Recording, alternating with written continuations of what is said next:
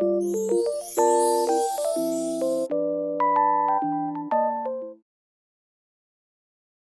I the arsehole? I ghosted my boyfriend of 5 years. I came over to his house one morning to surprise him with breakfast and a video game he wanted, only to find him naked, asleep, and with his ex curled up in his arms. He didn't hear me come in, so I closed the bedroom door, left his breakfast and game on the kitchen counter along with my key to his house. I would have taken everything with me, personally, but that's fine.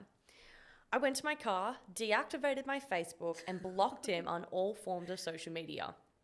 I called my phone provider to change my number before driving off. I texted my family and close friends that we were no longer together and to block him on socials, but I didn't tell them why. I was in a position to end the lease of my apartment early, and I was starting a new job in a different city later that week. I completely removed myself from him and didn't offer a shred of explanation or opportunity of dialogue. I disappeared from his life after his betrayal, and I think it'll not only help me focus on myself without his presence, but I think completely shutting myself off from him will hurt him worse than anything when he thinks how good he had it with me for 5 years. I'm going to say not the arsehole, but I think the way they handled it was a bit unnecessarily extreme. Am I the a-hole for making my brother-in-law pay for his son's meal after I said it was my treat? Sneaky. I don't see my sister and her family very often, so when I do, I tend to splurge on them. I'm child-free for now and for the foreseeable future, but probably not forever. I took her family out for dinner and I said it was my treat. So it was my sister, her husband, his mom who lives with them, myself, and 3 kids ages 15, 12, and 10. I took them out to a steak place in their city I always wanted to try. My 15-year-old nephew looks at the menu and says he wants the tomahawk steak. I said it was 3 pounds of meat plus 3 full sides and he should probably pick something smaller. My brother-in-law says his kid can eat it all and I said it was my treat and that I'm trying to cheap out. It's $190 for the steak. Oh God, I feel like we've talked about this recently. If someone says it's my treat, that is not your go ahead to order like hundreds of dollars worth of stuff. Well, you said you would pay for it, so let me just rack up this tab. No, cheap out, eh? I said fine, but if he doesn't eat it all, then you have to pay for it. He agreed. Good point. We order, and the waiter tells us the tomahawk steak is usually shared between several people since it comes with 3 shareable portions of sides as well. I feel like I know where this is going, don't you? I have a bad feeling about this. I asked my brother-in-law if he's sure. He looks at the kid and smiles and says no problem. We order, and when the food came out, the tomahawk steak and sides took up almost half the table. The kid finished less than a quarter of the steak and only a little bit of the sides. When the bill came, I asked to pay for 7 meals, all the drinks, and all the tip. The tomahawk steak went on a separate bill for my brother-in-law, right? Because that's what you agreed. You kind of made a bet over it. You double-checked. And he agreed too. Deal with it. He paid with ill grace. My sister said he used the budget that they had earmarked to take the family to see the new Spider-Man movie. I missed the part where that's my problem. So you dipped into your, like, savings? Like, why didn't you just get a smaller steak? Like, I don't... No. I felt bad, but I think that he was an a-hole to try and waste my money. I mean, you can always take it home, too. He thinks I'm an a- for following through and making him pay for something that mostly went to waste. But you told him that it would go to waste, and he's surprised that it went to waste? Not only that,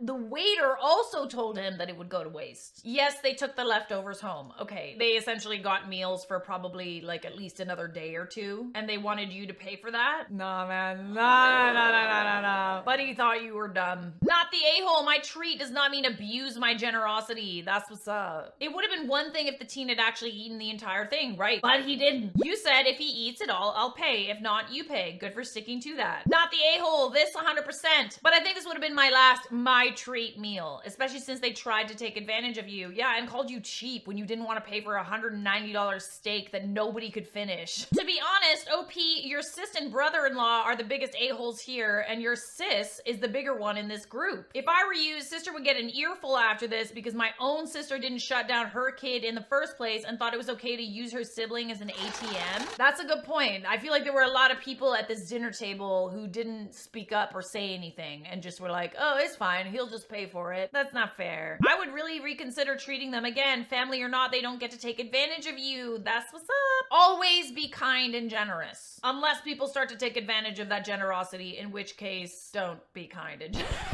no, be kind, but just don't be as generous. You know what I'm saying? In my opinion, brother-in-law was just acting out of pride. Yeah, he totally did. He's like, My boy can finish this big steak. Watch him, he's a big boy.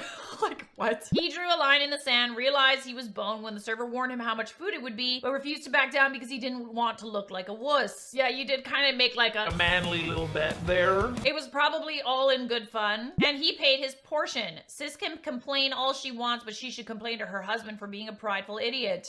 Yeah, it's not your fault. You told them. This is what I like to call the consequences of your actions. My secret is 20 years old and is still going to this day. My name is Soraya. I am a beautician from London. I want you to know that this story is extremely personal to me, so please be gentle where you can. Always. That's actually such a great reminder. Yeah. Here's the gist of it. For 20 years, I have been in an on-again, off-again relationship with my married best friend, Matthew. He got married 15 years ago. I am convinced he's my soulmate. I'll go back a bit. We met at school here in London when we were teenagers. We were close instantly and have always had an electric chemistry. We tried dating in the early days, but it didn't quite work out. He then met the woman who would become his wife and the mother of his children when we were in our early 20s, and they got married in 2008. He's now an extremely successful businessman who is worth millions. In 2012, Matt and I tried to restart our relationship as lovers.